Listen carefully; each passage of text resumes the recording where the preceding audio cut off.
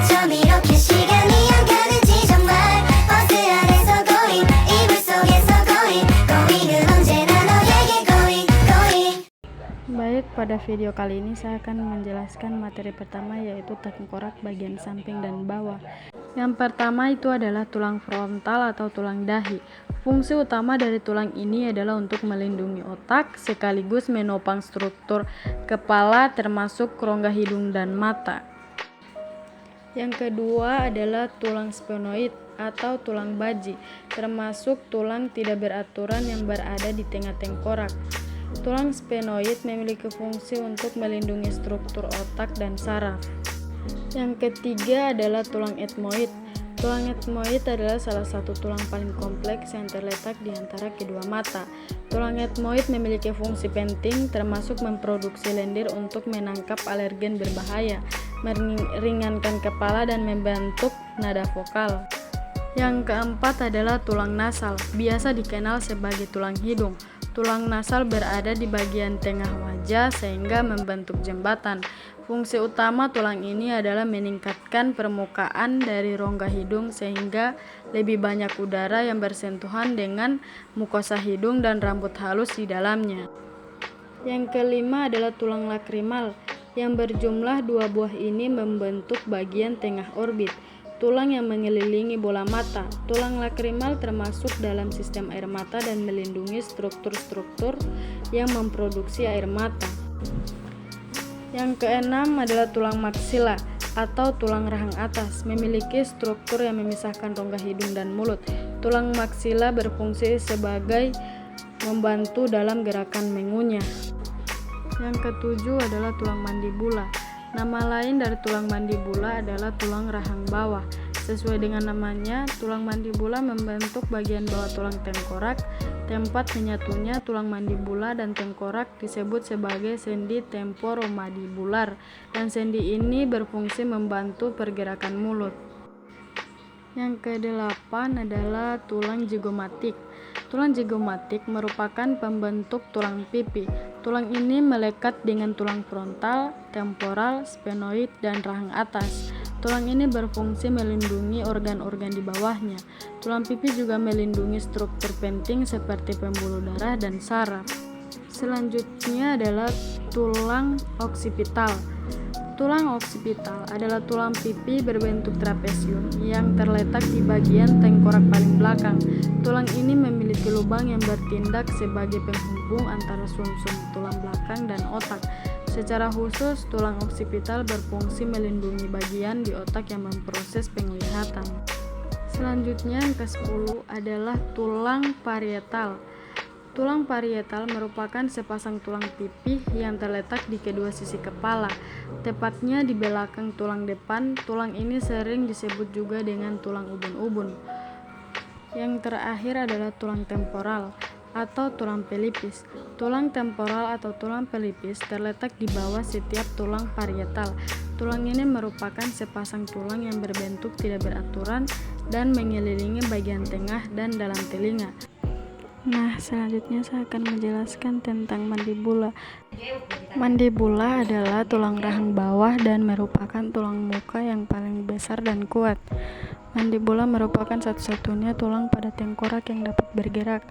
Mandibula dapat ditekan dan diangkat pada saat membuka dan menutup mulut. Dapat ditonjolkan, ditarik ke belakang, dan sedikit digoyangkan dari kiri ke kanan, dan sebaliknya bagaimana terjadi pada waktu mengunyah. Pada perkembangannya, tulang ini terdiri dari 2 bagian tulang yang bersendi di sebelah anterior pada simpesis mental. Penyatuan kedua bagian tulang ini terjadi pada umur 2 tahun, membentuk sebuah korpus yang letaknya horizontal dan berbentuk seperti tapal kuda, menjorok ke muka serta mempunyai 2 buah cabang yang menjorok ke atas dari ujung posterius korpus. Mandibula memiliki beberapa bagian, yaitu yang pertama korpus. Korpus juga mempunyai 2 permukaan, yaitu permukaan eksternus dan permukaan internus. Permukaan eksternus kasar dan cembung. Pada bagian ini terdapat suatu linea oblikum yang meluas dari ujung bawah pinggir anterior ramus menuju ke bawah dan ke muka serta berakhir pada tuberculum mentale di dekat garis tengah, dan terdapat juga foramen montal yang terletak di atas linea obliquum dan symphysis. Menti yang merupakan rigi di garis tengah yang tidak nyata di bagian atas pada tengah pada tempat persatuan dari kedua belahan voetalis dan corpus mandibula. Yang kedua adalah permukaan internus. Permukaan internus agak cekung. Pada permukaan ini terletak sebuah linea myloiodea yang meluas miring dari bawah gigi molar ketiga menuju ke bawah dan ke muka mencapai garis tengah. Linea myloiodea ini menjadi irigo dari musculus myloidosus. Linea myloiodea membagi fossa sublingualis dari fossa submandibularis. Corpus mempunyai dua buah pinggir, yaitu yang pertama pinggir atas dan pinggir bawah. Pinggir atas merupakan lekuk dari gigi gerigi tetap. Terdapat 8 lekuk dari masing bagian mandibula, 2 untuk gigi seri, 1 untuk gigi taring, 2 untuk gigi premolar, dan 3 untuk gigi molar.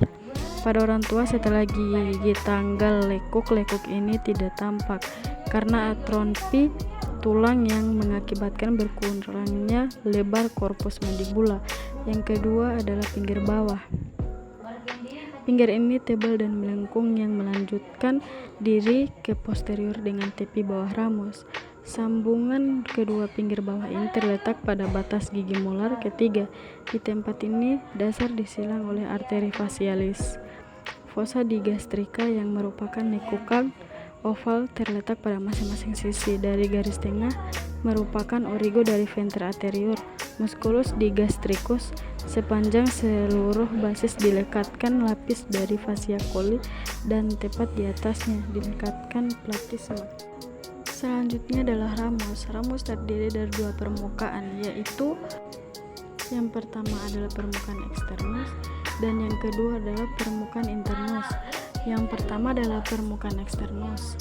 Permukaan ini kasar dan datar. Bagian posterior atas licin yang berhubungan dengan glandula parotis. Sisa dari permukaan merupakan intersio dari musculus masseter. Yang kedua adalah permukaan internus atau medialis.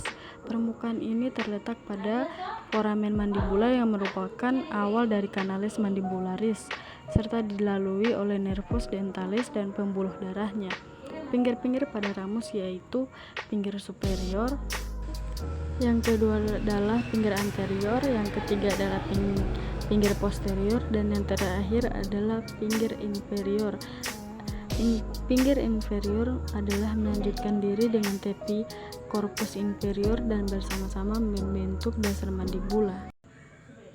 Baik, itulah hasil dari penjelasan tentang mandibula dan bagian-bagian mandibula. Terima kasih. Assalamualaikum warahmatullahi wabarakatuh.